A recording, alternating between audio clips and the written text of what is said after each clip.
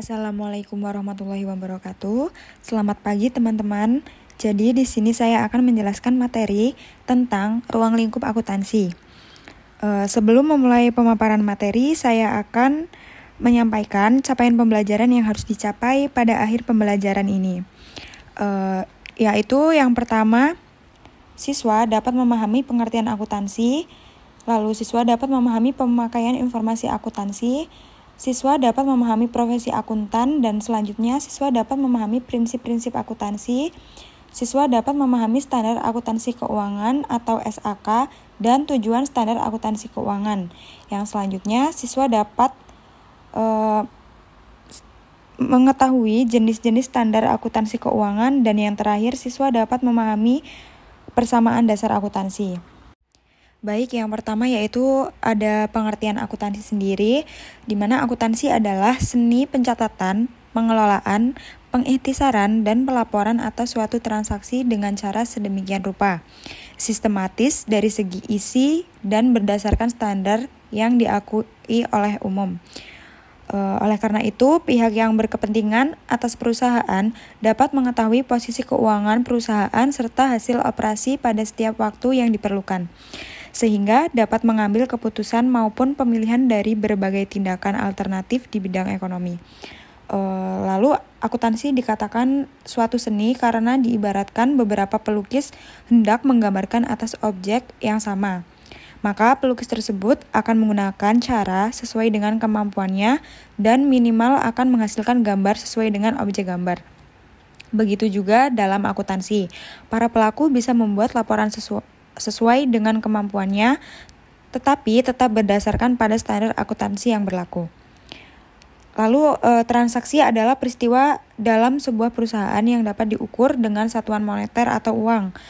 Tidak semua peristiwa yang terjadi di perusahaan termasuk transaksi, kecuali peristiwa itu memiliki nilai ekonomi dan berpengaruh terhadap posisi keuangan perusahaan. Laporan keuangan sendiri merupakan sebuah informasi.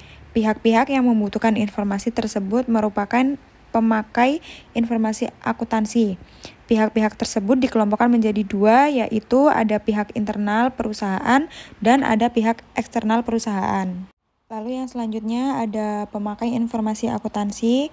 Yang pertama ada investor, penanam modal, penasihat, dan pemegang saham membutuhkan informasi untuk membantu menentukan apakah harus membeli, menahan, atau menjual investasinya, serta untuk menilai kemampuan perusahaan dalam membayar dividen. Yang kedua yaitu ada karyawan, di mana karyawan ini membutuhkan informasi keuangan mengenai stabilitas dan profitabilitas perusahaan dan untuk menilai kemampuan perusahaan. Dan yang ketiga ada pemberi pinjaman, di mana pemberi pinjaman ini membutuhkan informasi keuangan untuk memutuskan apakah pinjaman dan bunganya dapat dibayar pada jatuh tempo atau tidak. Yang keempat ada pemasok dan kreditur usaha lainnya, di mana mereka membutuhkan informasi keuangan untuk memutuskan apakah jumlah terutang akan dibayar pada saat jatuh tempo atau tidak. Dan yang kelima ada pelanggan, di mana pelanggan ini membutuhkan informasi keuangan untuk menilai kelangsungan hidup perusahaannya. Dan yang keenam ada pemerintah, yaitu mereka membutuhkan informasi keuangan untuk mengatur aktivitas perusahaan atau menetapkan kebijakan pajak dan sebagai dasar untuk menyusun statistik pendapatan nasional. Dan yang terakhir yaitu ada masyarakat, di mana masyarakat ini membutuhkan informasi keuangan untuk membantu masyarakat dengan menyediakan informasi, kecenderungan, dan perkembangan terakhir kemakmuran perusahaan. Selanjutnya ada profesi akuntan, di mana profesi akuntan secara umum dikelompokkan dalam 4 kelompok profesi, yaitu yang pertama ada akuntan perusahaan. Akuntan ini bekerja untuk internal perusahaan. Tugas dari akuntan ini adalah melakukan audit internal pada perusahaan. Lalu yang kedua ada akuntan publik, di mana akuntan ini berprofesi sebagai pihak independen, dan akuntan ini ada untuk berbagai pihak yang membutuhkan jasa audit dan menilai kewajaran laporan keuangan perusahaan. Dan yang ketiga ada akuntan pemerintah, yaitu akuntan yang bekerja untuk kepentingan pemerintah. Dan yang terakhir ada akuntan pendidik, yaitu akuntan ini bertugas membimbing dan melatih untuk menjadi akuntan. Baik, yang selanjutnya ada prinsip akuntansi. Yang pertama ada kontinuitas usaha atau going concern, adalah kesinambungan usaha. Konsep ini menganggap bahwa suatu perusahaan akan terus berlanjut dan diharapkan tidak menjadi likuiditas di masa yang akan datang.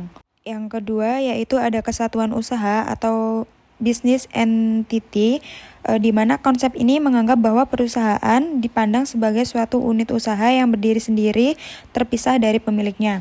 Lalu yang ketiga ada periode akuntansi atau accounting period, adalah kegiatan perusahaan yang disajikan dalam laporan keuangan disusun per periode laporan. Dan yang keempat ada kesatuan pengukuran atau measure unit. Konsep ini menganggap bahwa semua transaksi yang terjadi akan dinyatakan dalam bentuk uang. Dalam artian mata uang yang digunakan adalah dari negara tempat perusahaan berdiri.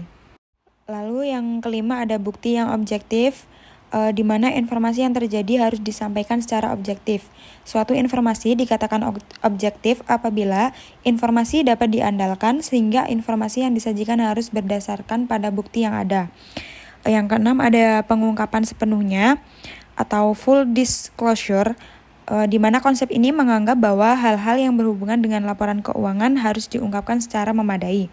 Dan yang ketujuh ada konsistensi. Konsep ini menghendaki bahwa periode yang harus menerapkan metode akuntansi yang sama dari suatu periode ke periode yang lain agar laporan keuangan dapat diperbandingkan.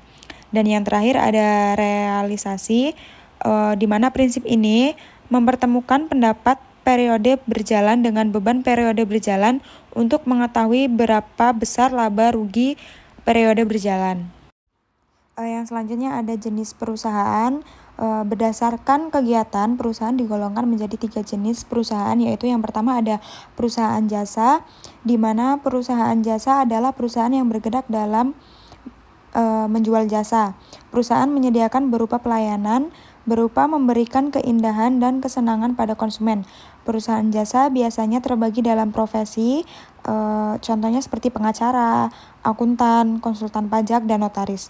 Yang selanjutnya perjalanan dan akomodasi, contohnya seperti perusahaan pengangkutan, hotel, dan apartemen. Lalu ada reparasi dan pemeliharaan, contohnya seperti bengkel, kendaraan, cleaning service, dan cuci kendaraan. Yang selanjutnya ada persewaan, contohnya seperti persewaan mobil, persewaan pusat-pusat pertokoan, dan persewaan gedung. Lalu selanjutnya ada komunikasi, contohnya yaitu seperti surat kabar, telepon, dan televisi. Yang selanjutnya juga ada pelatihan dan keterampilan. Contohnya seperti pelatihan dan kursus-kursus, seperti kursus akuntansi dan kursus komputer. Dan yang terakhir ada keuangan, contohnya perbankan, sewa guna kantor atau leasing, dan kartu kredit. Lalu yang kedua ada perusahaan dagang, di mana perusahaan dagang yang kegiatannya menjual barang yang tidak mengubah bentuk dari barang yang dijual tersebut. Barang yang dijual disebut barang dagang. Contohnya, perusahaan dagang adalah penjualan hasil produksi dan penjualan surat-surat berharga. Dan yang terakhir atau yang ketiga yaitu ada perusahaan industri, di mana perusahaan industri ini adalah perusahaan yang mengelola bahan baku menjadi produk jadi yang siap dijual. Contoh perusahaan industri adalah pabrikasi, seperti pabrik semen, pabrik sepatu, dan pabrik gula. Lalu ada perakitan, contohnya seperti perakitan kendaraan, televisi, dan perakitan pesawat. Lalu ada kerajinan, di mana contohnya yaitu kerajinan ukiran, bordir, dan home industry. Lalu ada perkebunan, contohnya seperti perkebunan teh dan perkebunan buah-buahan. Lalu selanjutnya ada peternakan, seperti contohnya yaitu ternak ayam, kambing, dan unggas. Dan yang terakhir ada pengawetan, yaitu contohnya pengawetan kulit, ikan, atau daging. Materi selanjutnya yaitu bentuk perusahaan. Berdasarkan bentuk yuridis dan tanggung jawabnya, terdapat 7 bentuk perusahaan. Yang pertama ada perusahaan perseorangan, di mana perusahaan perseorangan adalah perusahaan yang dimiliki oleh seorang pribadi dan biasanya pemilik sekaligus sebagai pimpinan perusahaan. Berdasarkan hal tersebut, maka semua tanggung jawab atas hak dan kewajiban perusahaan sepenuhnya tanggung jawab pemilik.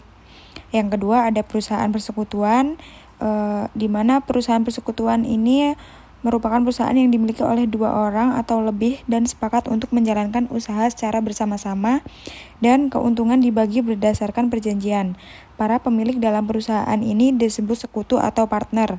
Perusahaan persekutuan biasanya berbentuk persekutuan firma atau persekutuan komanditer. Dan yang ketiga ada perusahaan firma. Perusahaan firma adalah persekutuan yang terdiri atas 2 orang atau lebih dan sepakat untuk menjalankan usaha bersama dengan penuh tanggung jawab dan menggunakan satu nama. Namun perusahaan ini biasanya menggunakan satu nama atau lebih dari para sekutu. Yang keempat ada perusahaan komanditer, di mana perusahaan komanditer ini biasanya disebut dengan CV. Perusahaan ini adalah persekutuan yang terdiri atas 2 orang atau lebih dan masing-masing sekutu memiliki tanggung jawab yang berbeda. Para perusahaan komanditer terdapat sekutu aktif dan sekutu pasif, di mana sekutu aktif ini bertindak keluar dan bertanggung jawab penuh termasuk kekayaan pribadinya pada pihak ketiga. Sedangkan sekutu pasif memiliki tanggung jawab hanya sebatas modal yang disetor. Lalu yang kelima ada perseroan terbatas, di mana perseroan terbatas adalah perusahaan yang modalnya terdiri atas sejumlah lembar saham. Setiap lembar saham memiliki nilai nominal. Lembar saham dapat diperjualbelikan dan yang membeli saham disebut pemegang saham. Tanggung jawab pemegang saham terbatas pada modal yang disetor. Lalu yang terakhir, yang keenam, yaitu ada koperasi. Koperasi adalah sekumpulan orang-orang yang bukan merupakan kumpulan modal. Tujuan didirikannya koperasi adalah mensejahterakan para anggotanya. Modal utama koperasi berasal dari para anggota berupa simpanan pokok dan simpanan wajib atau simpanan lain yang memiliki karakteristik sama dengan simpanan pokok atau simpanan wajib. Laba yang diperoleh koperasi disebut sisa hasil usaha atau SHU dan akan diberikan kepada anggota sesuai dengan anggaran dasar atau anggaran rumah tangga koperasi yang bersangkutan. Selanjutnya ada tujuan standar akuntansi keuangan. Yang pertama, untuk keseragaman laporan keuangan yang relevan dan reliabel. Yang kedua ada memudahkan penyesuaian laporan keuangan karena ada pedoman baku sehingga meminimalisir bias dari penyusun. Yang ketiga, memudahkan auditor dalam mengaudit. Dan yang keempat, memudahkan pembaca laporan keuangan untuk menginterpretasikan dan membandingkan laporan keuangan entitas yang berbeda. Dan yang terakhir yaitu pengguna laporan keuangan hanya banyak pihak sehingga penyusun tidak dapat menjelaskan kepada masing-masing pengguna. Selanjutnya, jenis standar akuntansi keuangan. Yang pertama ada SAK IFRS atau SAK umum. SAK ini disusun dengan pengadaptasian dari International Financial Reporting Standard atau IFRS. SAK ini disusun untuk organisasi yang memiliki akuntabilitas publik. Entitas dianggap memiliki akuntabilitas publik dengan ciri-ciri yang pertama yaitu entitas tersebut adalah badan usaha yang masih berada dalam proses pendaftaran atau sudah terdaftar di Bursa Efek Indonesia. Dan yang kedua, entitas tersebut menguasai aset dalam kepastian sebagai fidusia bagi sekelompok besar masyarakat seperti bank, entitas asuransi, entitas dana pensiun, reksadana, dan bank investasi. Lalu yang kedua yaitu SAK etap. SAK untuk entitas tanpa akuntabilitas publik digunakan untuk entitas tanpa akuntabilitas publik. SAK etap dikeluarkan pada tanggal 17 Juli 2009. Penerapan efektif pada penyusunan laporan keuangan yang dimulai pada atau setelah tanggal 1 Januari 2011. Entitas yang termasuk etap namun memilih menggunakan SAK umum pada tahun 2011, maka entitas tersebut harus tetap menggunakan SAK umum secara konsisten di periode-periode setelahnya. SAK etap digunakan untuk entitas tanpa akuntabilitas publik.